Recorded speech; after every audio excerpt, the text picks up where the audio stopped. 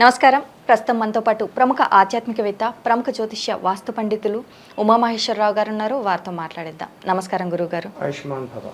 గురుగారు, జూన్ నెలలో వృశ్చిక రాశి వారికి ఎలా ఉండబోతుందో తెలియచేయండి. జూన్ నెలలో వృశ్చిక రాశి అనగానే తేలు లక్షణం ఏంటి? ఇలా పొరుగుడు ఎక్కువసేపు అలా అంటుంది. అక్కడ ఏమి ఉండదు. కర్మకాలు ఎవడికాలైనా ఉంటే దాని మీద కాటుపడద్దు. వీడికి విషయం కొద్ది. అయితే వృశ్చిక రాశి మేష వృశ్చికాయోరు భౌమః. మేషరాశికి వృశ్చిక రాశికి ఆధిపత్యాన్ని వహించిన వాడు ధరణీపుత్రుడు, కుజుడు, అంగారకుడు. అయితే ఈ యొక్క వృశ్చిక రాశికి ప్రస్తుత కాలంలో అర్ధాష్టమ శని నడుస్తుంది. అర్ధాష్టమ శని అంటే ఏంటి అర్థం? సగకాలంగా వచ్చింది. అష్టమం అంటే 8, 4వ భాగంలో ఉంది. కాబట్టి ఇది అత్యధికమైన కష్ట నష్టములు తీసుకొస్తుంది. ఈ వృశ్చిక రాశి వారికి అనుకోకుండా కోపతాపాలు పెరిగిపోతుంటాయి. కోపతాపాలు పెరిగిపోయి ఏం మాట్లాడుతున్నారో, ఎంతవరకు మాట్లాడుతున్నామో తెలియదు. 100 రూపాయలు ఖర్చు పెట్టవలసిన చోట గొప్పకు వెళ్ళి ఈ జేబులో 100 రూపాయలు లేవు. గొప్పకు వెళ్ళి అప్పు చేసి 1000 రూపాయలు ఖర్చు పెడతారు. నోటిని అదుపులో పెట్టుకోకుండా, వాక్కును అదుపులో పెట్టుకోకుండా ఇష్టం వచ్చినట్లుగా మాట్లాడి ఎదుటి వారి దగ్గర చులకనైపోతారు. ఉద్యోగ రంగములు చేసేవారు కూడా తన యొక్క పై అధికారిని కూడా మాట్లాడే విధానం సరిలేకపోతే ఆయనకు కూడా కోపాన్ని తెప్పించి కొన్ని కష్టాలని తెచ్చుకుంటున్నారు. భార్యాభర్తల మధ్యన వివాదాస్పదమైన పరిస్థితులు ఏర్పడిపోతాయి. అంటే భర్త తరపు బంధువులు భార్య తరపు బంధువులు భర్త తరపు, దీనివల్ల అనేక రకాల ఇబ్బందులకు గురైపోతూ ఉంటారు. ఇటువంటి పరిస్థితుల్లోనే ఉన్నారు. అయితే ఈ వృశ్చిక రాశిలోని అన్ని రకాల కష్టాలుగా ఉన్న పరిస్థితులు ఉన్నా శుభయోగమైన పరిస్థితులు మాత్రం ఒక్కలే పొందుతున్నారు. ఎవరు వాళ్ళు? విద్యార్థులు. ఎన్ని సమస్యలు ఉన్నా వీళ్ళకే, ఎన్ని రకాల కష్టాలు చూస్తున్నా ఏం పట్టించుకోరు. మనకెందుకు లేదు, వాళ్ళు ఎదురు పడతారు అని విద్య మీద, చదువు మీద ధ్యాస పెడుతున్నారు వీళ్ళు. ధ్యాస పెట్టినందువల్ల ఎప్పుడైతే ఏ ఒక్క వృత్తి అయినా కూడా, ఏ ఒక్క పని అయినా కూడా దృష్టి పెట్టి చేస్తే అది శుభ ఫలితమే వస్తుంది. ఎప్పుడైతే కష్టపడి చదువుతున్నారో వీళ్ళందరూ కూడా శుభయోగమైన ఫలితాలు పొందుతున్నారు, అర్హతను సంపాదించుకుంటున్నారు. ఈ విద్యార్థి రంగం వారు ఒకరిదే బాగుంది. ఇక ఉన్నవారి విధానాల్లో చూస్తే ఒక మాటలతో అష్ట కష్టాలు పడుతున్నారని చెప్పి అర్ధాష్టమ శనిచ్చే ఫలితములు, యోగదాయకమైన ఫలితములు లేవు. ఈ యొక్క వృశ్చిక రాశి మీద 4 గ్రహముల దృష్టి ఉంది. ఆ 4 గ్రహముల మీద కేతు దృష్టి ఉంది. కేతు దృష్టి ఎప్పుడైతే పడి ఉందో ఆ 4 గ్రహముల యొక్క విజ్ఞత పోయింది.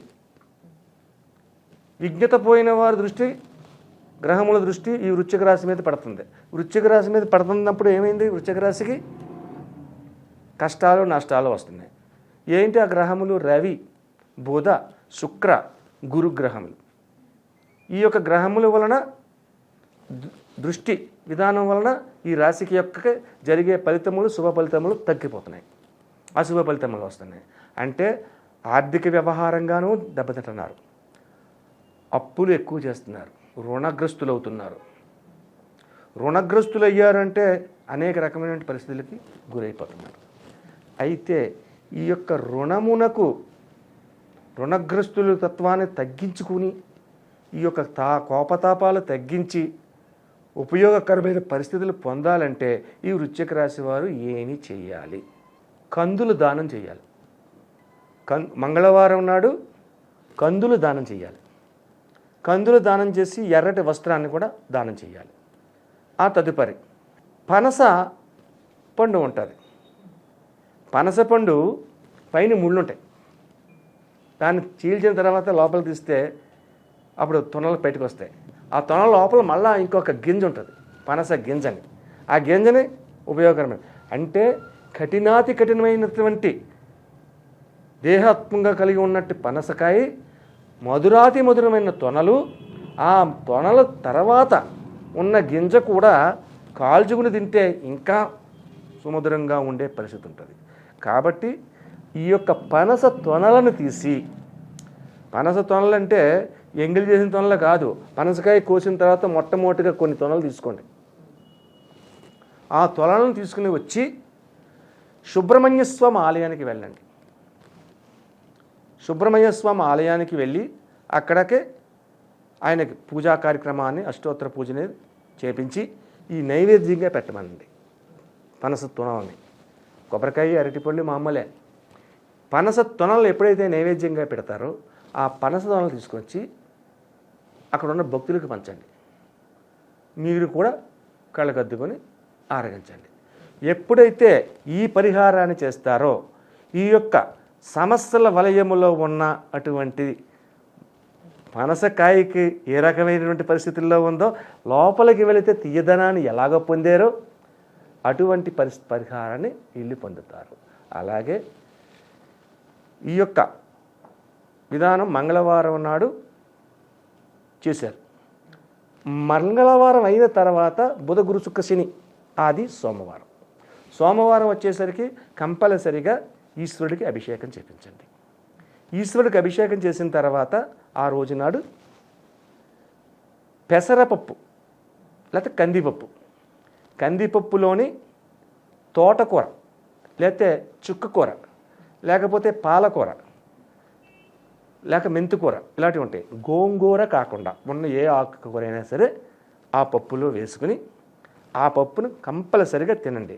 అర్ధాష్టమ శని ప్రభావం పోవాలంటే ఇదే. అప్పటి నుంచి వీళ్ళకి కొద్దిగా ఊరట కలుగుద్ది, లాభం కలుగుద్ది అంటలేదు, ఊరట కలుగుద్ది. అంటే కష్టంగా పడిపోతున్న వాడికి కొద్దిగా చల్లని గాలి వెళ్తే అమ్మా అని ప్రాణం వచ్చిందిరా అంటాడు. అలాంటి ఊరట కలుగుతుంది. తదుపరి నెలలో గ్రహ సంచారములు మారతాయి. అప్పుడు వృశ్చిక రాశి వారికి యోగదాయకమైన పరిస్థితి వస్తుంది. అయితే అర్ధాష్టమ శని రేపు వచ్చే నెలకి వెళ్ళిపోద్దండి, వెళ్దాం. 3 నెలలు ఉంది. అంతవరకు కూడా కొద్దిగా ఇబ్బందికరమైన పరిస్థితులు పొందుతున్నారు. అంటే ఇది శని ప్రభావం. శని మందగమనుడు అంటారు. శనిని మందగమనుడు అంటారు. అంటే నెమ్మదిగా నడుస్తాడు, ఫాస్ట్గా నడవడం. ప్రతి రాశి చక్రంలోని ఒక చక్రం నుంచి ఒక ఇంటిలోంచి ఇంకో ఇల్లు మారాలంటే 2.5 సంవత్సరాలు పడుతుంది శనికి. ఏ గ్రహానికి పడదు. కాబట్టి ఈ యొక్క అర్ధాష్టమ శని ప్రభావం నుంచి బయటపడాలంటే వృశ్చిక రాశి వారికి ఈ పరిహారాన్ని చేసుకుని శివనామస్మరణాన్ని చేసుకోండి. శివనామస్మరణంతో పాటు మహామృత్యుంజయ మంత్రాన్ని జపించండి, లేకపోతే వినండి. మహామృత్యుంజయ మంత్రాన్ని, అది దాని వలన అనేకమైనటువంటి అశుభాలు తొలగి శుభతత్వాన్ని పొందుతారు. అలాగే గురుగారు, ఇప్పటివరకు మీరు ఎలాంటి పరిహారాలు చేయాలి అనేసి చెప్పారు. మరి ఈ పరిహారాలు వ్యాపారాలు చేసే వారికి అందరికీ వర్తిస్తాయంటారా? వృశ్చిక రాశిలో ఉన్న వారి వ్యాపారస్తులైనా, వ్యవహారస్తులైనా, ఉద్యోగస్తులైనా, చదువుకునే వారి పిల్లలైనా ఇటువంటి వారందరికీ వర్తింపచేసేది ఇది. వృశ్చిక రాశికి సంబంధించిన రెమెడీ ఇది. వేరే వారికి కాదు, వేరే గ్రహము రాశి వారికి కాదు. అంటే ఏ రంగాల వారైనా చేసుకోవచ్చు ఈ పరిహారం. చేయాలి. అంటే విద్యార్థులు ఉంటారు, విద్యార్థులు కూడా చేసుకోవచ్చు. మంచిది, ఇంకా ప్రాముఖ్యత చెందుతారు. దైవ నామస్మరణ చేస్తే నష్టపోయేది లేదు. ఎవరైనా సరే కష్టపడేది లేదు, నష్టపడేది లేదు. దైవనామస్మరణ ఎవరైనా చేయొచ్చు. అలాగే ప్రతి దానికి ఒక్కొక్క విధానంగా చేసుకుంటూ రావాలి. ఒక్కొక్క ఏదో రాశిలోని నల్ల బెల్లం నైవేద్యం పెట్టండి అన్నాను గతంలో. ఇప్పుడు ఇక్కడ పనసతంలో నైవేద్యం పెట్టమన్నాడు. ఇది ఎక్కడ పిచ్చోడు రా బాబు, పనసతంలో పెట్టమంటున్నాడు. ఎవరు పెడుతున్నారు పనసతంలో నైవేద్యం? మేము ఎక్కడే వినలేదంటారు. కాదు, ఉంది. పనసతంలో నైవేద్యం శ్రీకృష్ణ పరమాత్ముడుకు రాయబారానికి వచ్చి ఎదురుని ఇంట ఉంటే భక్తిలోని నామస్మరణ చేస్తూ అరటిపండు తొక్క ఒలిచేసి ఆ పండు పక్కన పడేసి తొక్క చేతికిచ్చాడు. శ్రీకృష్ణుడు అమలాదకరంగా తిన్నాడు. ఆడిచ్చిన తొక్కని తెలుసు, అయినా తిన్నాడు. ఎందువల్ల వచ్చింది? భక్తి శ్రద్ధలతో చేసేటం. అది అరటిపండు ఇచ్చిన అనుకున్నాడు. శబరి ఎంగిలి చేసిన పొలం రాముడు పెట్టింది. భక్తి శ్రద్ధలతో, అంటే భక్తితో చేసే పని ఏది చేసినా మంచి ఫలితాన్నే ఇస్తుంది, చెడ్డ ఫలితాన్ని ఇవ్వదు. పనసతంలో నైవేద్యం పెట్టిన వాళ్ళకి ఏ రాశి ఎందుకు చెప్పలేదు? పనసతంలో చాలా విచిత్రంగా ఉన్నట్టుగా ఉంటుంది. ఈ యొక్క రెమెడీస్ చెయ్యండి, చేసినందువల్ల ఫలితం మీరే పొందుతారు. దాని విశ్లేషణ కూడా ఇచ్చాను. పనసతోన యొక్క నైవేద్యం యొక్క విశ్లేషణ ఏ విధంగా ఇచ్చాను. పైన ముళ్ళతోటి కింద లోపల పీచు రకరకాలుగా ఉండి ఆ మధ్యలో ఉండే తొన మధురాతి మధురం. జీవితం కూడా అంతటి మధురాతి మధురంగా మారాలి అంటే మనం చేయవలసిన పరిహారాలు ఇవే. అలాగే గురువుగారు, వృశ్చిక రాశి వారికి జూన్ నెలలో ఎలా ఉండబోతుంది, అలాగే వీరు పాటించాల్సిన పరిహారాలు ఏంటి అనేసి చాలా చక్కగా వివరించారు. ధన్యవాదములు. ఆయుష్మాన్ భవ.